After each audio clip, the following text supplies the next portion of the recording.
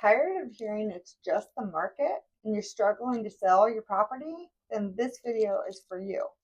I'm here today with Omar. He represents buyers and sellers who are looking to resell a home that they're currently living in. And I'm Kristina. I work for a builder, and we want to help answer some of those questions today. So, Omar, I see a lot of buyers that come into my model home, being that I represent a builder. Yeah. And what I hear is that people say, I need to sell my home. I need to know where I'm going first. And I need to make sure that I get a solid price for my home, or else I can't buy the home, the new construction home. Yeah. Right. But I find a lot of people say that they have a number in their head that they need to get for their home. In fact, I was just talking to a gentleman yesterday who has their home listed by himself on Zillow in Northport, $425,000 for a 3-bedroom, 2-bath, 1,800 square feet. And I know, just looking at what we're selling our homes for with that similar range, we're well below that. So how does someone compete with that? What do you think? Great question. And by the way, I love that we have both sides of the coin here where, I'm representing more resales, you're representing more of the new builds. And a lot of times in our worlds, they do kind of mesh and match. Like you saying, someone's looking to resell their home to buy the new build. The low-hanging fruit in that question is, they're selling it for themselves. And that'd be the easy one for me to hang on to. I think they should use professional, but that's not what I would want to focus on. It's more so the number they have in their head. It's asking the right question on why that number is important to them and what happens. Because we're not just numbers. We're people. We're human. And these events are driven by something, right? Mm-hmm. And now that home, 425 for 3-bedroom, 2-bath, 1,800 square feet, maybe it's a pool home, right? If it's a pool home and it's up to date and it has all these luxury features, then maybe it's a steal. However, maybe it's not the marketing. Maybe the marketing is not, pushing it across. I don't know anything about the home, so I'm not going to comment too much on their home, but more so why that number is important. And I think that's where we as agents or people who help people in the real estate field, whether it's with the new builds or resales, is how can we find the underlying motivation? I used to be a personal trainer for a long time, and that was the through line, when I was selling training, was the underlying motivation. Yeah, you want to lose weight. Yeah, you want to be fit, but why? And it was confidence. It was to save marriages. It was, so many things that was deep rooted that you could pull on and use that for further motivation. So I think it's the same thing with home selling. That number is important for a reason. And, I think that's where, for that scenario, would be like, hey, why is that number important? I think too that I hear a lot of people say, I have my house paid off, but I still want to get 425,000. Yeah.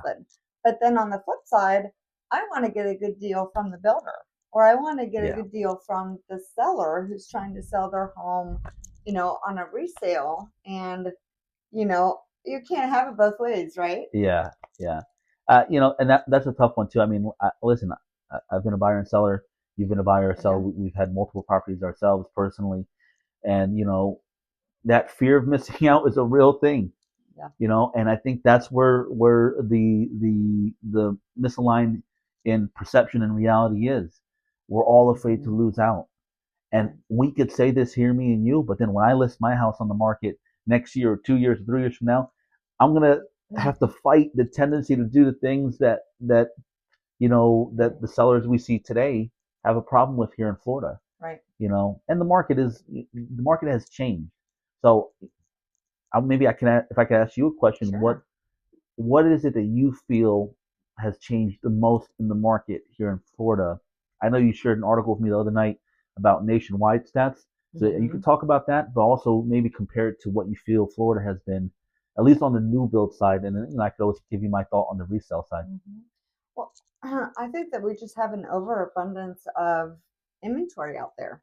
You know, Yeah. Florida is one of the states in that article. I think it talked about Miami, Jacksonville, and Tampa Yeah. being the three cities that were high on the amount of inventory there. And it's the same in Port Charlotte here. You know, Yeah. I did a Huge. search on Zillow the other day, and there were over 2,000 homes that were listed for Yeah. sale. And we're in a market where it's mostly driven by snowbirds, so not a lot of activity during these months. So I don't know how many buyers are actually coming through the door. I might see 15 buyers a week, you know, coming through our door here. And Compared to how many normally when, say, like 2021, it was booming. oh, it was maybe 30 or 40 or something like that, you know, Yeah. when buyers had the low interest rates. So like And less than half. Wow. oh, less than half. Yeah. And that's a good week. Last week was a good week to see 15 people. Wow. So I think that in combination with all the I think one of the articles I read too said 61% of builders are offering incentives. Yeah. Whether that's price reductions, interest rate buy down, closing costs, you know, and unfortunately a seller doesn't have the opportunity to be able to throw all that money away towards getting their house sold. But I almost feel like maybe that's what they have to do in order to compete. What do you think? I think that's a good point. And maybe it's talking about nationwide 61%. Because I tell you, in our area here, in Florida, it feels like 100 and 120% of builders are offering incentives or closing cost assistance, rate buy downs, you name it. Which, if you look on the half full side of it, this is a phenomenal time for a buyer. Right. I mean, it is so good for a buyer if you are in Florida. Now, nationwide, there's lots of ways you could think of it, but to go back to what you were saying as far as the sellers and what they have to do, I think people have short attention spans, and we're all so busy in our lives. We're so busy in our lives. I'm busy in my life. You're busy in your life, and a lot of times you don't have the options you don't have the time, or you don't make the time to read the captions to find out what the incentives are for the resale or even the builder. Someone might be hearing this for the first time and be like, builders in Florida are offering these incentives? What the heck? Yeah. And they could be living in Florida and not know that because, like I said, we're also busy in our lives. And that's understandable. I get it. However, knowing that, I think people really, they look at the price is a big thing for them, right? It's like how we judge the whole economy by the gas station price. Yeah. So whether it's true or not, but if the gas station price goes down 30 cents in the next week and we see it and we're like, oh wow, that's our optimism for the economy will go up. Right. As a whole. It's a weird thing that happens, but it's true. Right. I think the same thing with home selling. So I would say maybe less the incentives and more the lower price, because if you're trying to sell that home for $425, but you want to offer rate buy downs and closing costs, and the rate buy down is going to cost $15,000, $20,000, $10,000 in closing costs. Well, heck, I think you're better off listing it at the 400 or 390 and getting the price, because I think that's where people are going to see. That's what they understand. That's what they understand. They don't understand that the rate actually helps them get a lower monthly payment. Yeah. They just see the big number. Yeah. Yeah, I think that's what's going to drive them. Yeah. Even though I agree with you, I think the rate is more important, right? And that's maybe a conversation they have once they get more serious onto pulling the trigger with selling or buying, and what that motivation is. Yeah. But I think that's where I think they're better off doing the price. And it is hard though, because they are competing with a lot of builders, and the builders are doing both. It feels like the builders have some of the new builds, the price is lower than the resales, and they're offering incentives. So if you're reselling in Florida, it feels like, yeah. Yeah. Okay, so let me throw a scenario at you. If you're not Kristina who works for a builder right now. Yeah. You don't represent new builds. You are Kristina, the human who is selling your home in beautiful, sunny Florida, and this is the market we're in. Right. All the builders have incentives. Your neighborhood is selling homes at $500,000, but the builders are selling new builds at $450,000 and offering all these incentives. Yeah. Right? How would you think, and what would be your approach, or what would you handle that as the seller? Well, I think it depends on what I owe on my property, Okay. you know? And if that, I think the problem comes in that if I have, let's say I owe on my loan $500,000, and I know that the market can't support getting 550 or whatever that it would cost to pay off the mortgage, pay the real estate agent, pay towards buyer's closing cost or whatever, then I'm having to come up with that out of pocket. So I can understand where sellers have a hard time trying to figure out what's the best move for them. And so in that case, unless I had money in the bank that I was willing to pull out and pay to get out of that property, then I might not be able to get out of that property. But if I do have money in the bank, then I think that I would have to figure out, how long is it going to take to recoup the money? Nobody knows. That's like people Yeah. ask me questions all the time and I go, where's my crystal ball? Yeah, I correct. don't have a crystal ball. Yeah. I'm interested to know from your perspective on that because you have a background in, investments and, and banking, and you've, counseled a lot of people on that. Yeah. What is your take on, recouping your money if you had to put down $100,000 to get out of a property? Yeah. Okay. Well, I'll give you two answers on that, given two different scenarios. I guess the first one, just kind of going off what you were saying, because by the way, that is something that we are seeing here because people have bought their homes.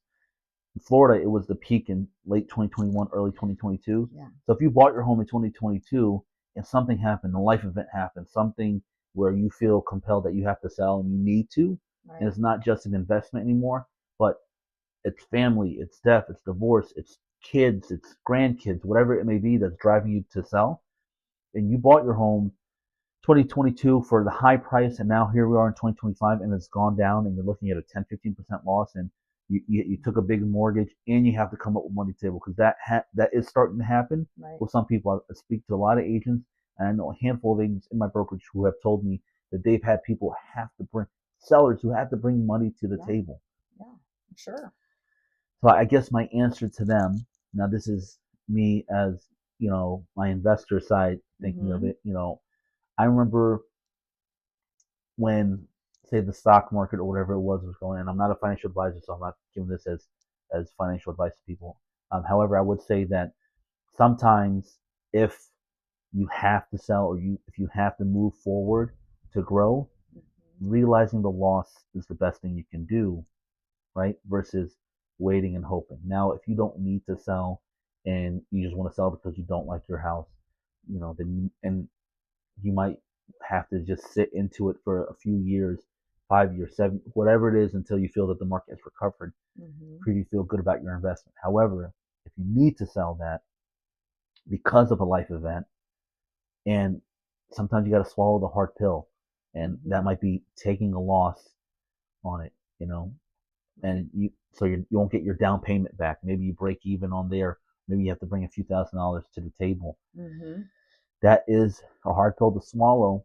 However, I remember when investing personally, sometimes you bet on the stock, you bet on something, and it doesn't go the way it is, and a lot of people will hold on to it, and then the loss just continues to grow, and it continues to go into the red. Where the best thing to do in that moment is, realize the loss and move forward. Yeah. Now the other side of it is, if your home is paid off, or if you bought it anytime before the pandemic and you have a lot of equity in your home, same thing. Investor side is, don't try to time the market top or bottom, right? The market is what the market is, and you'll make it up on the other side. Right. So if you're selling, most likely you're going to buy or invest with it on the other side. So you sell it, maybe you make $50,000 less than you would have sold it 18 months ago. However, the home that you want to buy, you'll probably get it $30,000 to $50,000 off. Probably get some repairs done, and you have so much inventory, you could pick the exact home that you want. So you make for it up on the other side. That's true. So that's what I would say on that scenario. That scenario is a little bit easier. The harder pill to swallow is people who have to bring money to the table. Yeah. Long-winded answer, but no, it's good. And I think also real estate is always cyclical, Yeah, right? definitely is. So we've seen the ups and downs just within what the 5-year, 6-year period that I've been here in Florida. Yeah, So absolutely. what I would say is, you know, the homes that we're selling right now, Yeah. I think are even less expensive than they were in 2019. Some of them, maybe 2020. And eventually we will see the values go up. You know, so if you're buying a home and you plan on staying there for the next 5, 10, 15 years, I would venture to say that you'll probably see the equity increase. Absolutely. I mean, we don't know that for sure, but well, I'd argue there. I would say we do know that for sure if we look back at history, just because. Now, I agree with you, it's cyclical. Now, when we zoom in on the micro and we look at the real estate in these 5, 10, 15-year periods, 20-year periods, we see, you know, the spikes, the ups and downs, here's, you know, 2008, and then here it is in 2010, slowly creeping up and then going up and going up, and then pandemic, and now we're back here to 2020 numbers. So yeah, you see the cyclical, the ups and downs. When you look on it in the micro level, when you zoom out on the macro, you look at the last 100 years, you know, last 50 years, 120 years, whatever you want to put that time frame, you see it's pretty steady, straight line actually. With Keller Williams, I know Gary Keller, he pays a lot of people to read the tea leaves. Yeah. And, you know, the trend line is what he calls it, is 4%, right? Okay. If you look back 100 years, it's a pretty solid trend line of, you know, year over year appreciation, 4% compounding on real estate. Now, that's the trend line when you're looking macro. When you zoom in, sometimes we're below that trend line, you know, or we're above that trend line, like during the pandemic. So, you know, yes and no. Yes, I agree we're cyclical, but also we know it tends to go up. Perfect example. If you're watching this, or for me and you personally, if you could go back 20 years ago, if you go back 10 years ago and buy a house 10 years ago, would you? Yeah. Heck to the yes. Heck yeah. Heck to the yes. In fact, I would buy as many homes as I could if I knew. If I knew what was coming. I'd probably buy one 5 years ago. Yeah, I'd definitely buy one 5 years ago because now we know what we know in the last 5 years and the dramatic up and swing before the pandemic or after the pandemic. So, you know, I think that applies to any point in time, though. Yeah. I think if you were buying a home 15 years ago, and they, at that point, were saying, boy, things have gotten way out of control. They're so expensive. Like, I'm talking about maybe 2005, 2006, when things were really high before the housing crash. This is so expensive. How anyone can afford a home. I guarantee you, if you look at homes 15 years prior, now we're talking from 2005 to 1990, and you ask the person from 2006, would you buy homes if they were that 1990 price? Heck to the yeah. I'll buy them like crazy. Yeah. You know? So. And that's like, you hear very well-known people. Yeah. Like Barbara Corcoran, you know, from Shark Tank.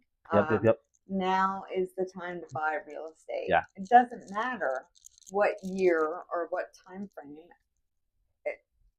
You know, it's always, if you're thinking about buying it, buy it. Yeah. You know, there's a good quote, and I forget, I'm not going to say who I think because I don't want to misattribute the quote, but the quote was, the best time to buy real estate was 15 years ago.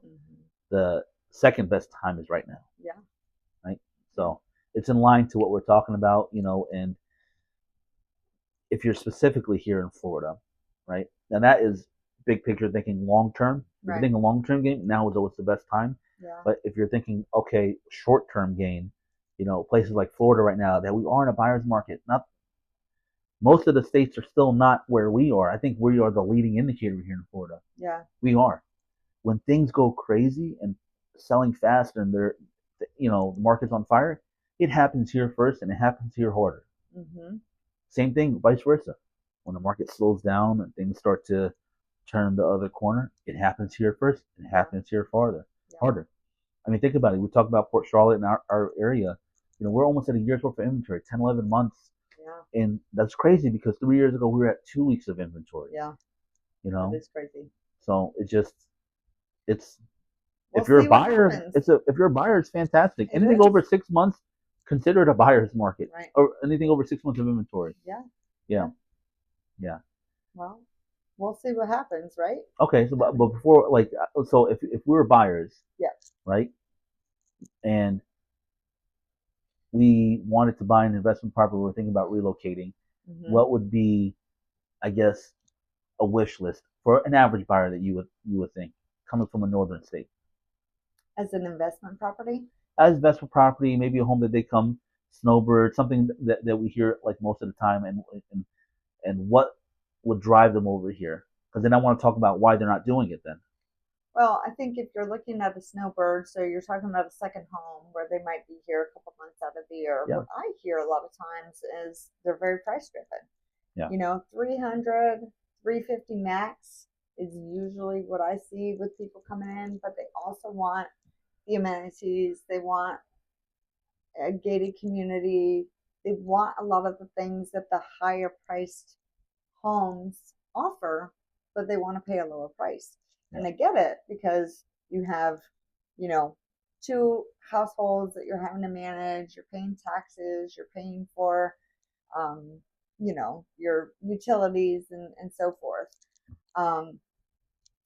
What was the question you asked me? Well, no, like exactly that. Like if I was a buyer coming down here, and here's what I hear from buyers is, oh, I want a pool, and after you live here for a few years, you're like, I don't even use the pool, it's just that expensive. But regardless, like I need a pool, and I want a pool. And Florida's cheaper. In Florida, whatever their perception is, my thing is yes.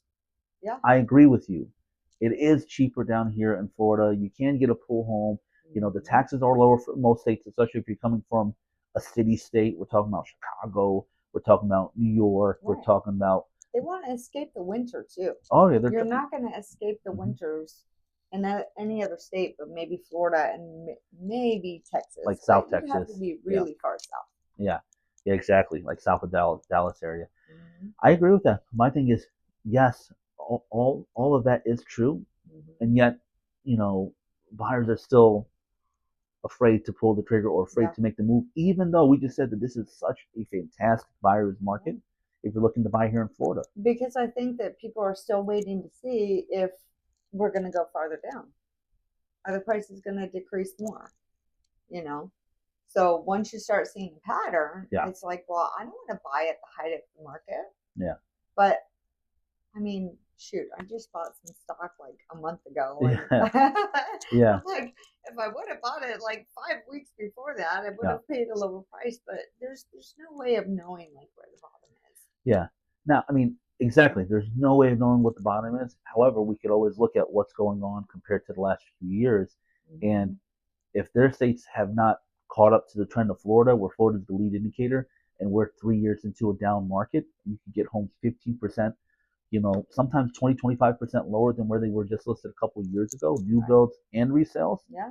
Well, shoot, that's a good deal. I think they need to hear that side of the story versus the are we going to catch the bottom. And maybe that's where we could help people change the narrative, change the conversations, and let them realize, hey, you can get Florida at a 20-25% discount right now. Right.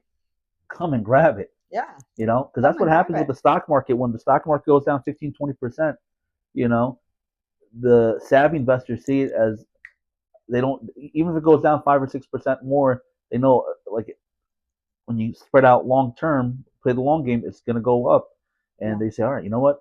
Market's on sale right now. I could get XYZ stock at 20% off, you know? So I think that's where we could help move the narrative forward over there to get these buyers to realize, hey, this is, and by the way, I'm a buyer in this market right now too. I'm looking. Yeah. You know, I'm looking, I'm saving, I got some things moving for myself because that's how good of a market is.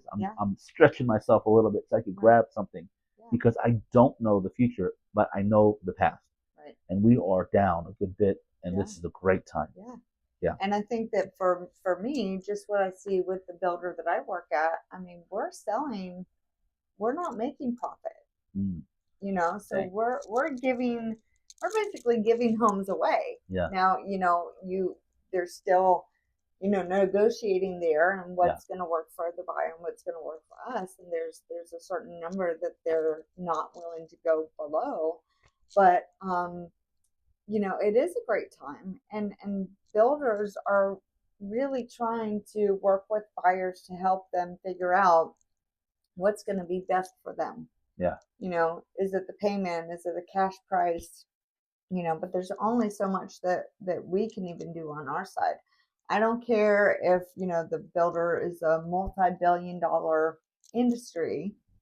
It's like, I would ask you, if you had a business and Yeah. you're spending $100,000 to create something for someone, you've got $100,000 into it, and someone comes to you and says, well, I offer you $80,000. That's what, you know, that's what another company is offering. It's kind of a hard pill to swallow. Yeah. And it goes back to that same seller scenario. Yeah. But that is the reality of where we are. Buyers have a really great opportunity to capture what they can get, and the sellers aren't really getting anything out of it. Yeah. Well, I like, as soon as you said what you said, like, to open it off that, hey, some of these builders are kind of giving away the property. I could feel the people who maybe watch this be like, get out of here. These builders are nowhere, like, everyone's making money hand over fist. That's not true. Right. And when in reality that very much could be true. We just don't know the scenario. We don't know the Yeah. reason. I mean, for us as small individual owners and sellers and buyers, yeah, that 20-30% profit on a sale is important to us. However, when you're a big builder and you have all these commitments and you have, it's some of this stuff is a drop in the bucket, and they know it's only a short period of time. That when the times are good, they're making a ton of money. When the times are bad, they might have to downsize. Maybe they don't have as many Kristinas hanging out. Right. Yeah. Well, cool. I think we covered a lot here Yeah, in this video, and hopefully this was really helpful to you if you're a buyer or a seller. And we'll look forward to doing another video next week on something relating to the real estate market. If anyone has any specific thoughts or questions that you want to have us address, please leave them in the comments below. Yep. And we'll sign off for now. And ask the questions. If you have questions, let us know. We'll answer them next week. Awesome. Thanks so much.